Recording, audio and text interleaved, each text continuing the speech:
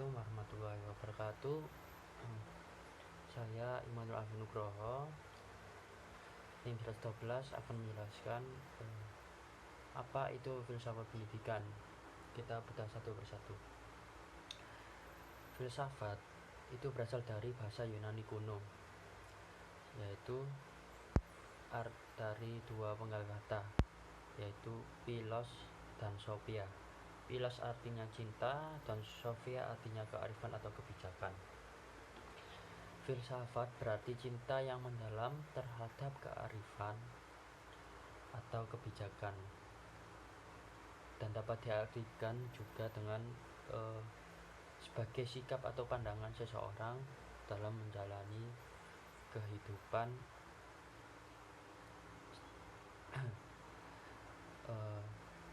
dan saya mengutip dari beberapa ahli apa itu filsafat. Menurut Herodotus,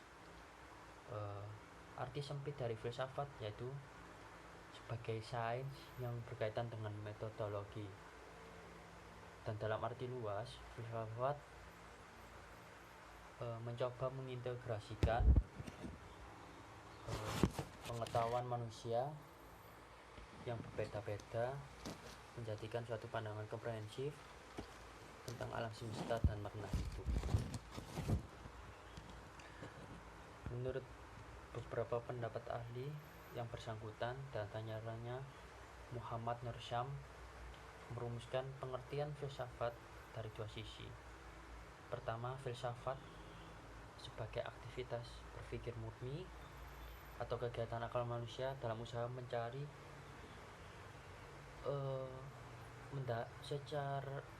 mencari sesuatu yang mendalam dalam segala sesuatu. Kedua, filsafat sebagai produk kegiatan berpikir murni, jadi merupakan suatu wujud ilmu sebagai hasil pemikiran dan penyelidikan filsafat. Lalu ada dari menurut Hasbullah Bakri,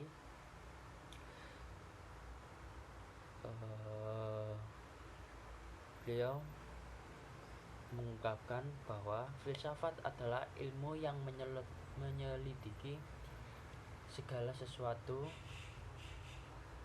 yang mendalam mengenai ketuhanan, alam semesta, dan manusia, sehingga dapat menghasilkan pengetahuan tentang bagaimana hakikatnya sejauh yang dapat dicapai akal manusia, dan bagaimana sikap manusia itu seharusnya setelah mengetahui pengetahuan itu.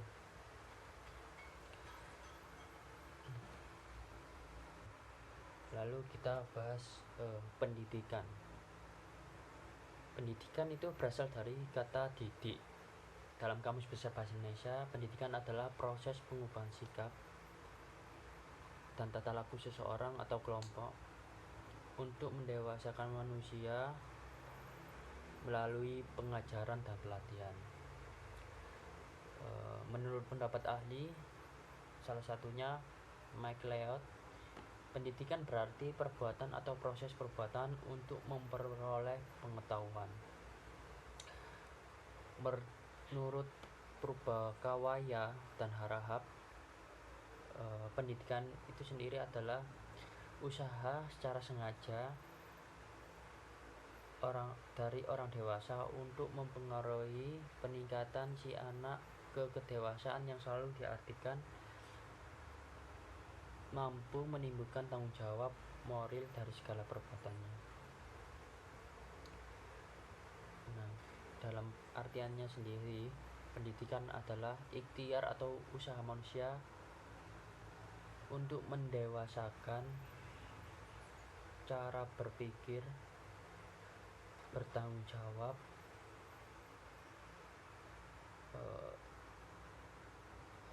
lalu mempelajari pengetahuan atau keterampilan, pembinaan kepribadian, sikap, moral, dan sebagainya. Dalam artiannya, filsafat pendidikan berarti adalah muara itu dari berbagai kebutuhan utama pendidikan seperti model pembelajaran, dan berbagai aspek lain yang dibutuhkan untuk melanjutkan keilmuan pendidikan.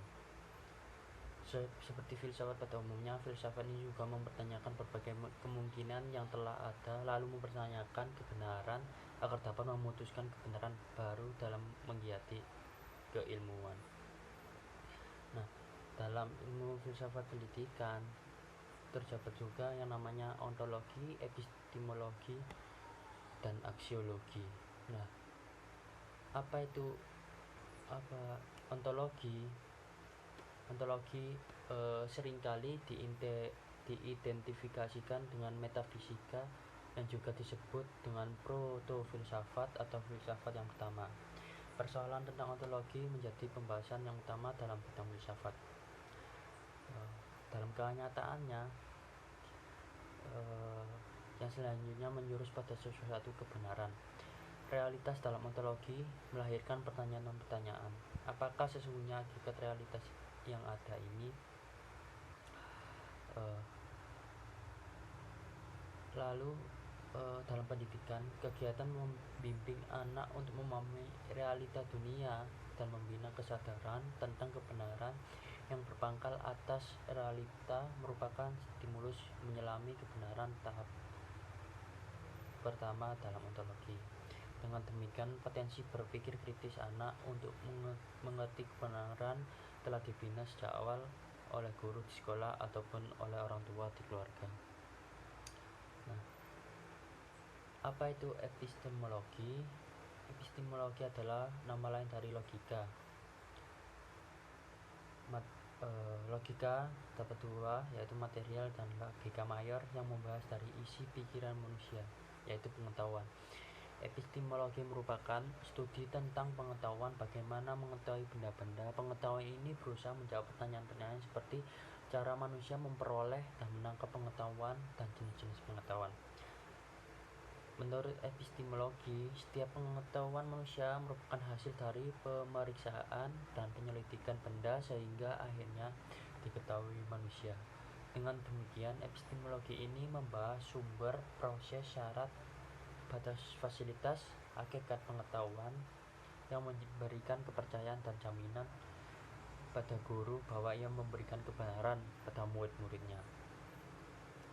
Aksiologi adalah bidang yang menyelidiki nilai dan implikasi dalam aksiologi, yaitu